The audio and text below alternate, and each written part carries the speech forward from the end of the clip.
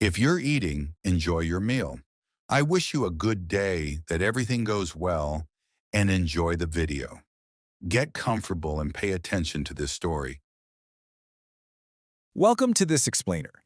Today we're diving into the fascinating, tragic, and honestly just deeply profound journey of Malcolm James McCormick, better known in the world, of course, as Mac Miller. We're going to trace his path from this ambitious teenager grinding it out in Pittsburgh to a globally recognized artist who just constantly reinvented his sound, leaving an absolutely indelible mark on music before his untimely passing. So to really wrap our heads around the sheer magnitude of Mac's early breakthrough, I want you to think about this year, 1995. Why 1995? Well, when Mac dropped his debut studio album in 2011, it actually became the first independently distributed debut album to top the Billboard 200 charts since 1995. I mean, he broke a 16-year industry drought. And the crazy part, he did it entirely on his own terms. Section 1. Early Years and Indie Success. Our story kicks off in Pittsburgh. Imagine being just 15 years old. Instead of going to typical high school parties, a young Mac Miller made a life-altering decision to treat hip-hop like a serious, full-time job. Partnering with the independent label Rostrum Records, he unleashed this relentless flood of material. I mean, just look at the output. From the totally groundbreaking mixtape Kids in August 2010, right through 2 EPs, and then hitting his historic debut album Blue Slide Park in late 2011. This rapid-fire release strategy, it completely cemented his indie stardom. Section 2. Musical Maturity and Evolution. Now, what's truly fascinating to me is how Mac reacted to that massive initial fame. Instead of just repeating a successful formula and playing it safe, he embarked on this wild, experimental sonic evolution.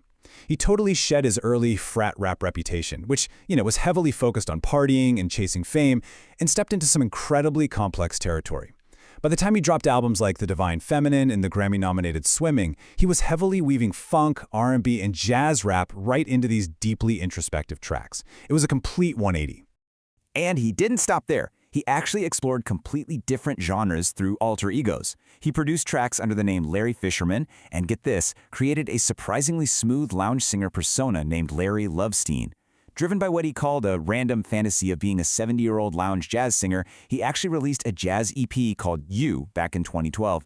It really just goes to show the immense, almost restless breadth of his musical curiosity. Section 3. Personal Life and Addictions. But as we know, this artistic brilliance was simultaneously shadowed by some incredibly severe struggles with depression and substance abuse. And Mac, he was remarkably transparent about his demons. To manage the immense stress during his 2012 tour, he started taking promethazine and eventually became addicted to lean. Using his own very candid words here, he admitted he was not happy, messed up all the time, and completely lost.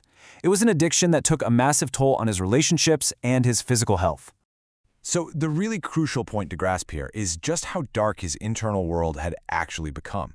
Even though he got clean for brief stints and, told interviewers he was trying to just live regularly, the struggles were always lurking. By 2014, his daily drug use was so heavy that when he recorded the track Grand Finale for his jazz-infused mixtape Faces, he genuinely believed, literally believed, it was going to be the very last song he ever created on Earth. Section 4. The Tragic End. We have to look now at the objective facts surrounding the tragic conclusion of his life. It was an event that shocked the music world to its absolute core.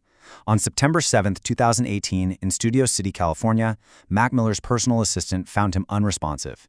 Despite attempts at CPR, he was pronounced dead at 11:51 a.m. from an accidental overdose. He was only 26 years old. And heartbreakingly, this happened on the exact day he was scheduled to shoot a new music video right before embarking on his highly anticipated swimming tour. The subsequent federal investigation into his death revealed a really tragic chain of events involving counterfeit drugs. Mac had asked for Percocet, cocaine, and Xanax, but the pills he was actually sold were counterfeit oxycodone laced with fentanyl. The investigation led to 3 men. Stephen Andrew Walter, the original supplier, who was sentenced to 17.5 years. Ryan Michael Rivas, the middleman, sentenced to nearly 11 years, and Cameron James Pettit, who directly sold the fatal pills to Miller and concluded his sentence in late 2024. Section 5. Posthumous Releases and Legacy. Despite the sheer tragedy of his passing, we are left with a massive, beautifully enduring legacy. Because Mac was so relentlessly dedicated to his craft, he left behind a vast vault of highly polished music. fans were gifted these wonderfully finalized projects, starting with Circles in 2020, which is just a stunning companion piece to Swimming. Then his acclaimed 2014 mixtape Faces finally hit streaming platforms in 2021, followed by the digital release of I Love Life Thank You in 2022.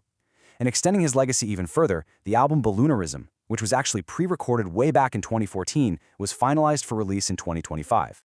So as we wrap up this explainer, we have to ask ourselves, how do we remember a musical genius whose most profound artistic evolution was inextricably bound to his deepest personal pain?